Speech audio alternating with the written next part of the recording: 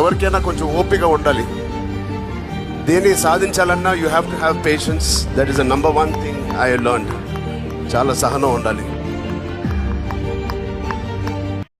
Hopes అని ఎక్కువగా పెట్టుకోండి. కళలు చిన్నగా కనద్దు. పెద్ద పెద్ద కళలు కనండి. అందరూ చాలా గొప్ప గొప్ప కళలు కనండి. వాటిని కూడా మిడిల్ క్లాస్లోను లోయర్ మిడిల్ క్లాస్లో కళల్ని బంధించద్దు. ఎందుకంటే మీ జీవితాలు అక్కడ మొదలయ్యే కానీ అంటే నేల లోపల ఎక్కడో కింద నుంచి మొదలయ్యే వేరు పైకి మాత్రం ఎక్కడో ఆకాశాన్ని అందుకునేలా చెట్టు ఎలా విస్తరిస్తుందో మీరందరూ కూడా పైకి లేవాలి. ఎవరైనా చదువుకు కష్టపడితే హాస్పిటల్కి ఓపెనర్ సర్జరీ అయినా చేయగలిగితే లారెన్స్ చారిటబుల్ ట్రస్ట్ కాంటాక్ట్ చేయండి.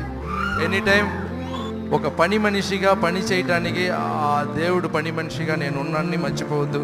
ఎనీ టైం మీరు అడగవచ్చు. ఎందుకంటే మీరు తీసుకున్న ఒక్కొక్క టికెట్లోనే నీ కారులో వెళ్ళేది, నేను హ్యాపీగా ఉండటం, నేను ఇంత పెద్ద పొజిషన్కి వస్తున్నానంటే అన్నీ మీరు ఇచ్చిన డబ్బులే. మీరు ఆ టికెట్ కొనకపోతే నేను ఇంత పెద్దవాడిని అయ్యేవాడిని కాదు. సో ఇది మీరు నా దగ్గర హెల్ప్ అడగటానికి సిగ్గుపడకుండా అడగవచ్చు, భయపడకుండా అడగండి. ఎందుకంటే మీ డబ్బు మీరు అడుగుతున్నారు, నా డబ్బులు మీరు అడగలేదు. అందరికీ అర్థం కాదు ఏంటంటే వేల కోట్లు లక్షల కోట్లు ఉంటే హ్యాపీ అయిపోతాం అనేది రాంగ్ కాన్సెప్ట్. అది maybe that will make you happy.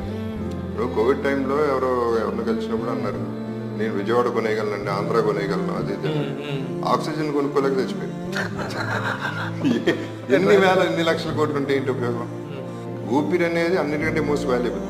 నేను అదే అంటాను, అందరూ నాది నాది నాది అని పడితే వస్తున్నారు.